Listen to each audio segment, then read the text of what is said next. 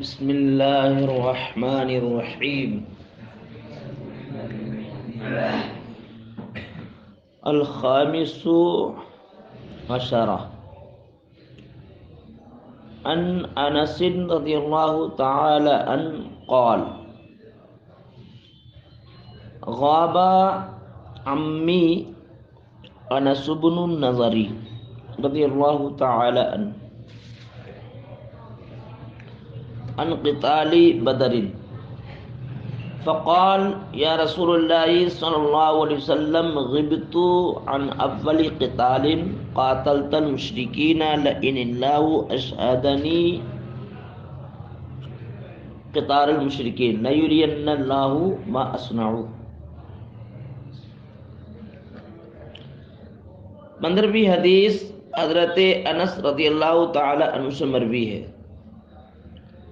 قال کہتے ہیں، حضرت انس رضی اللہ تعالی عنہ کہتے ہیں غاب عمی انس بن نضر عن قتال بدر۔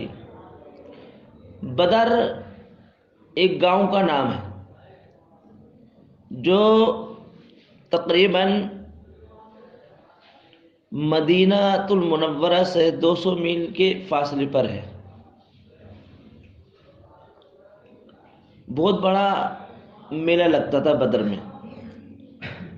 تو بدر ایک گاؤں کا نام ہے جہاں پر بہت بڑا میلہ لگتا تھا،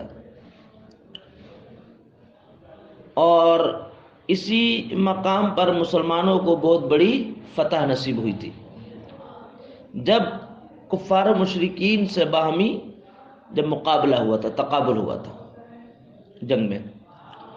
تو انس کہتے ہیں میرے چچا انس بن نضر، میرے چچا انس بن نضر غائب رہے عن قتال بدر، جنگ بدر سے، یعنی میرے چچا انس بن نضر جنگ بدر میں شریک نہ ہو سکے۔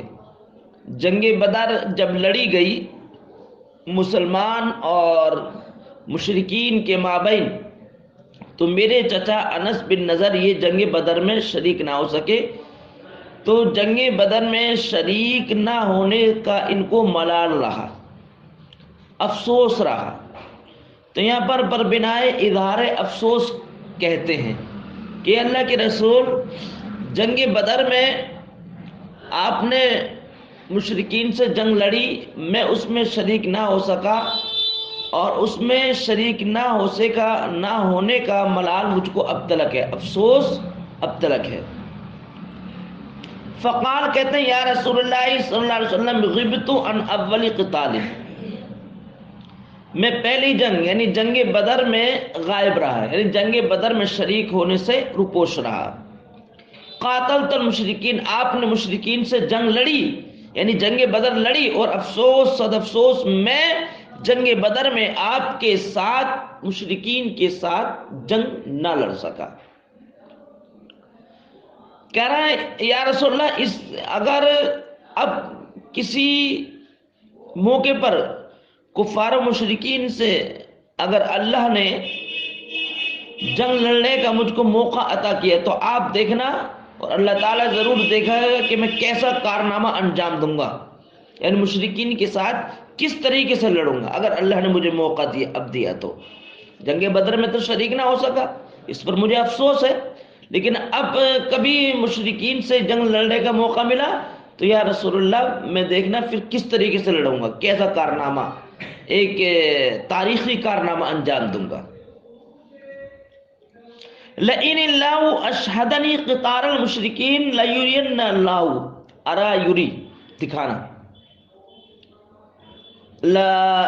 لیرین اللہ ما اصنع، یا لا یرن اللہ، اللہ تعالیٰ ضرور دیکھ لے گا۔ اگر اللہ نے اشہدنی مجھ کو موقع عطا کیا، یعنی حاضر کیا، اگر اللہ نے مجھ کو حاضر کیا مشرکین کے ساتھ جنگ میں، مشرکین کی جنگ میں اگر اللہ نے مجھے حاضر کیا، تو لفظی ترجمہ ہے اگر اللہ نے مشرکین کے ساتھ جنگ لڑنے کا مجھ کو موقع عطا کیا، لَيَرَنَّ اللَّهُ مَا أَصْنَعُ، تو اللہ تعالیٰ ضرور دیکھے گا کہ میں کیسا کارنامہ انجام دوں گا۔ یا پھر یہ کہ لَيُرِيَنَّ اللَّهُ، اللہ تعالیٰ ضرور دنیا کو دکھلائے گا، یہ دنیا دیکھے گی کہ میں کس طریقے سے کارنامہ انجام دوں گا، کس طریقے سے کفار و مشرکین سے جنگ لڑوں گا، کس طریقے سے بہادری کے شجاعت کے جوہر دکھلاؤں گا۔ فلما کان یوم احد، کہتے ہیں کہ جب جنگ احد کا دن آیا، جب جنگ احد واقع ہوا، انکشف المسلمون، یعنی جب مسلمان اور مسلمانوں کا اور کافروں کا جب تقابل ہوا احد پہاڑ میں، احد ایک پہاڑ کا نام ہے، تو مسلمانوں کے پیر اکھڑ گئے تھے اس جنگ میں، اس میں شکست ہوئی تھی مسلمانوں کو جنگ احد میں، اور نبی کریم صلی اللہ علیہ وسلم کا دندان مبارک بھی اسی میں شہید ہوا تھا، جنگ احد میں۔ فلما کان یوم احد، جب احد کا دن ہوا، یعنی جنگ احد کا دن آیا، انکشف المسلم، انکشف ظاہر ہونا، یعنی مسلمان ظاہر ہوگا، مطلب مسلمانوں کے پیر اکھڑ گئے، جنگ لڑتے لڑتے مسلمانوں کے پیر کیا ہے اکھڑ گئے، اور کچھ مسلمانوں نے پیٹ بھی دکھلا دی تھی، بھاگ گئے تھے۔ ہاں، فقالا، تو انہوں نے جب مسلمانوں نے جب پیٹ دکھائی جنگ احد میں، مسلمانوں کے پیر اکھڑ گئے، کچھ بھاگ گئے تھے مسلمان، تب انہوں نے جو ہے دعا کی تھی، تب انہوں نے کہا کہ انہوں نے انس بن نضر نے کہا اللہم اعتذر الیک مما صنع ہؤلاء، یعنی اصحابہ، اے اللہ کے رسول، اے میرے اللہ، میں معذرت طلب کرتا ہوں ان مما صنع ہؤلاء، اس سے جو انہوں نے کارنامہ انجام دیا، یعنی صحابہ کرام سے، یعنی جو پیچھے ہٹ گئے، میں اس سے معذرت طلب کرتا ہوں، اے اللہ میں اس سے معذرت طلب کرتا ہوں، یہ پیچھے ہٹ گئے لیکن میں پیچھے نہیں ہٹوں گا۔ وَأَبْرَؤُ إِلَيْكَ مِمَّا صَنَعَ هَؤُلَاءِ، اور اے اللہ کے رسول میں، اور یا رسول اللہ میں بری ہوں، وَأَبْرَؤُ إِلَيْكَ، میں اظہار برات کرتا ہوں، مما، اس چیز سے جو مشرکین نے آپ کے ساتھ کارنامہ انجام دیا، یعنی مشرکین نے جو نبی کریم صلی اللہ علیہ وسلم کے چہرے مبارک کو زخمی کیا تھا، دندان مبارک شریک کیے تھے، اس سے میں بری ہوں۔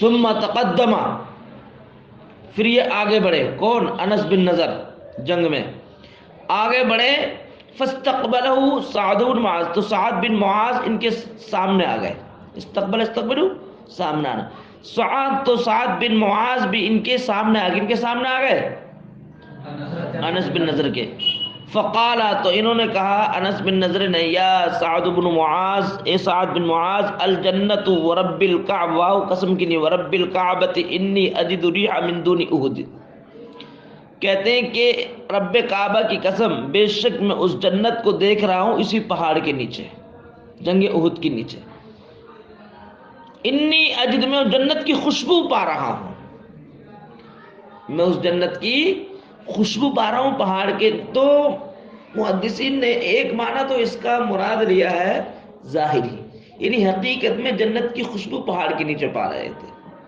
یا پھر دوسرا معنی محدثین نے یہ لیا اس کا کہ جنت کا اشتیاق آپ کے دل کے اندر اس طریقے سے تھا کہ آپ کو نظر آ رہا تھا کہ احد میں جیسے ہی میں شہید ہو جاؤں گا جنت میں جاؤں گا۔ تو اس سے پتہ یہ چلا کہ مجاہد کی روح جب قفس عنصری سے پرواز کرتی ہے تو مجاہد کی روح جنت کا پروانہ لے کر کے جاتی ہے، ڈائریکٹ براہ راست جنت میں جاتا ہے، یعنی میں اب اس جنگ احد میں شہید ہو جاؤں گا اور یقیناً میں جنت میں جاؤں گا۔ تو یہ گویا اس اعتبار سے جنت کی خوشبو ان کو نظر آ رہی تھی۔